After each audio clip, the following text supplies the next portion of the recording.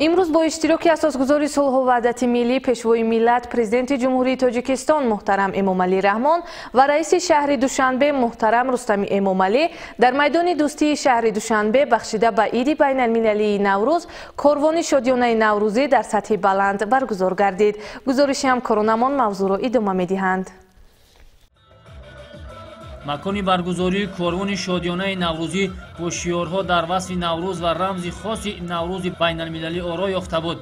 کاروان شادیانه نوروزی در مجموع از 13 بخش مختلف فرهنگی و فراغتی از جمله رمز نوروزی، پیام‌آوران بهار، آمدن بهار، مراسم گلگردانی، مراسم سومنک‌پزی، مراسم جفت براران، مادر رمز ابدیت، سیر آب و غیره عبارت بود که هر یک دارای معنای خاص و تجسم کننده رمزهای جشن نوروز بین المللی می باشد.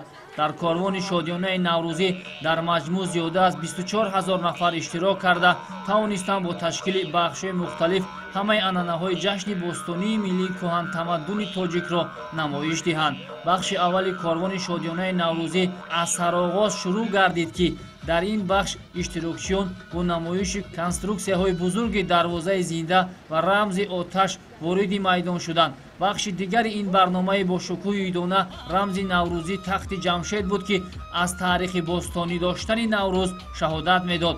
دیگر رسم و سنت‌های خاص نوروزی از قبیل پیام‌آوران بهار، پرستوها، شب‌پرک‌ها از آمدن بهار مژده می‌رسانند که در برنامه کاروان شادیانه نوروزی جای داده شدند. جالب و دیدنی بودند. آمدن بهار بخش دیگر برنامه نوروزی بوده. در آن ندیمان بهار رقص فرشته را اجرا کرده با این چاره‌بینی شهامت خاصه ضم نمودند. بخش مراسم گلگردانی هم انعکاسگر سنت‌های نیک نوروزی میباشد که در گذشته کودکان و نورسان با اجرای گلگردانی و همگان از آمدن نوروز خبر میرسانیدند. طوری از سرچشمه‌های تاریخی برمی‌آید سومنک یکی از طعام‌های مخصوص میباشد که به جشن نوروز منسوب است. جای دادن مراسم سومنک‌پزی و هفت‌خوان نوروزی در کاروان شادیانه نوروزی خود شهادت دوباره احیا کردن خوراک‌های ملی و رسم و آیین‌های خلقی میباشد. مراسم جفت براران و نهالشینانی که عنعنه‌های نیاگان را بازگو می‌نماید در شکل بدیعی نمایش داده شد. اشتراکچیان بخش‌های اشگولان در اطراف آرایشات ساخته تبلک بزرگ سرای آب در اطراف رمز بزرگ اناهی تا ورزش شادیانه مادر رمز ابدیت با نمونه ساختار بزرگ مادر با گهواره و انتوراژ رقصی به میدان وارد شدند. باید تاکید کرد که هر یک بخش تماشابینان را با تاریخ و رسم و سنت‌های نوروزی شناس می‌نماید. قسمت مهم کاروان شادیانه نوروزی را هنرهای مردمی از قبیل سر و لباس و طعام‌های با لذت تاجیکی تشکیل میداد. در بخش هنرهای مردمی 4 ناحیه شهر دوشنبه با 32 ماشین آرایش داده شده و اشتراکچیان با تن لباس‌های گوناگون ملی اشتراک کردند. هنرمندان و هوسکاران توانستند در این بخش بار دیگر فرهنگ عالم شمول ملت تاجیک را با نشان دادن نمونه سر و لباس‌های ملی و طعام‌های خلقی و جهانیان و طور شایسته معرفی نمایند. در بخش شادی نوروزی 2500 نفر اشتراکچی مراسم توی دامادی و عروسی منطقه‌های کشور را با سرود و رقص‌های جالب نمایش دادند که این هم جزئی از فرهنگ دوستی تاجیک را فرا می‌گیرد. سنت‌های نیک نوروز که در همه منطقه‌های کشور با آنها ارج گذاشته می‌شوند در این چاره‌بینی تجسم خود را یافته بود.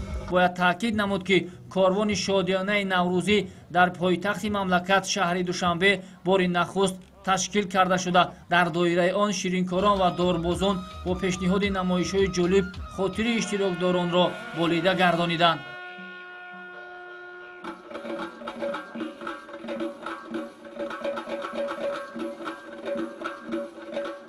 من این روزی نوروز را به همه هموطنان خود تبریک و تهنیت گفته به آنها پیش از همه صحتی و سلامتی و خانه آباد را تمنا دارم. بگذار کشتی عمرشان در بحرهای بیکنار زندگی در شنا باشد. Хочу вас поздравить с праздником Навруз.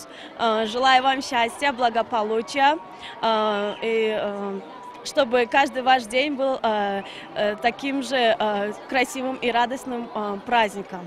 ما از سروری خود پیشوای ملت محترم امامعلی رحمان سپاسگزار هستیم که در چنین دولتی آباد و زیبا امور به سر میبریم. هدف از برگزاری کرناول این پیش از همه احیا نمودن رسم و آیین‌های ملی، معرفی نمودن فرهنگ ملت تاجیک در عرصه جهانی میباشد.